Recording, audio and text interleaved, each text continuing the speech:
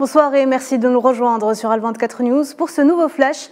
L'actualité de ce mardi marquée par la situation en Palestine occupée. Des dizaines de colons sionistes ont de nouveau pris d'assaut la mosquée Al-Aqsa par la porte des Maghrébins sous haute protection de la police. Ils ont effectué des marches et des actes de provocation ainsi que des rituels talmudiques dans l'enceinte de la mosquée.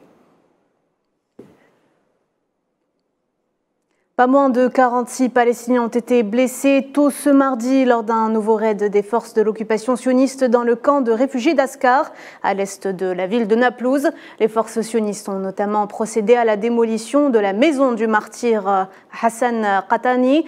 Pour rappel, Naplouse est l'un des gouvernorats relevant de la Cisjordanie qui subit régulièrement depuis des mois un grand nombre d'incursions.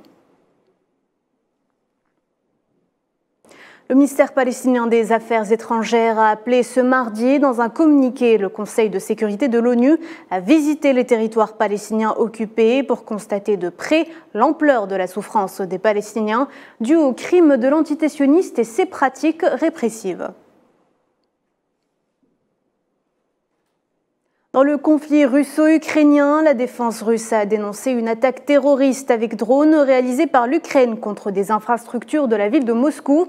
Selon l'instance, 8 appareils y ont été impliqués et tous ont ensuite été abattus. Quant à la région de Moscou, 5 engins y ont été détruits par des systèmes antiaériens.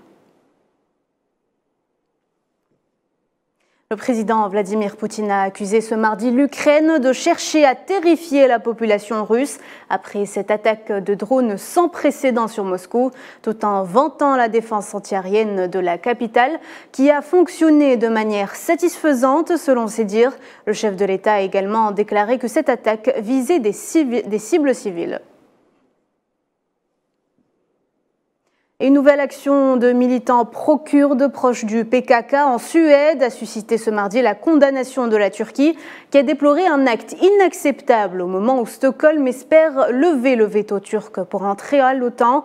Le groupe suédois avait publié sur les réseaux sociaux une vidéo anti-Erdogan montrant la projection sur le Parlement suédois d'un drapeau du PKK au lendemain de la réélection du président turc. Et puis, regain de tension au Kosovo, l'OTAN a annoncé le déploiement de la force de réserve opérationnelle pour les Balkans occidentaux suite aux troubles récents et aux blessures infligées à 30 soldats internationaux. Des manifestants serbes ont vandalisé plus tôt ce mardi 2 voitures appartenant à des journalistes albanais dans la ville kosovare de Leposavić. Les combats se poursuivent au Soudan entre l'armée régulière et les forces de soutien rapide, alors que la trêve a été prolongée pour tenter d'acheminer une aide humanitaire vitale pour le pays.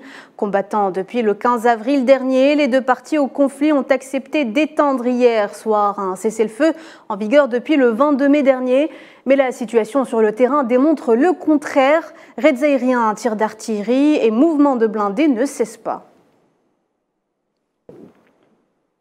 Et en restant en Afrique, alors qu'il s'exprimait devant l'Assemblée législative de transition, le Premier ministre du Burkina Faso a estimé qu'il n'y a pas de négociation possible avec les hordes terroristes qui ciblent le pays depuis 2015, ajoutant que la seule négociation qui vaille avec les bandits armés est celle qui se fait actuellement sur le champ de bataille. Le chef du gouvernement a également souhaité que le nombre de volontaires pour la défense de la patrie soit porté à 100 000 et même au-delà.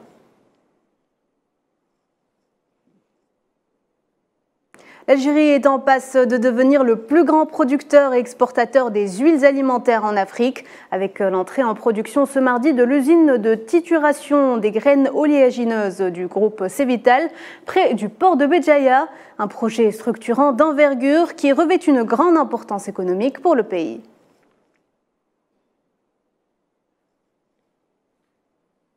Et c'est la fin de ce point de l'actualité. Merci de l'avoir suivi. On se retrouve à 19 h pour le journal de la rédaction.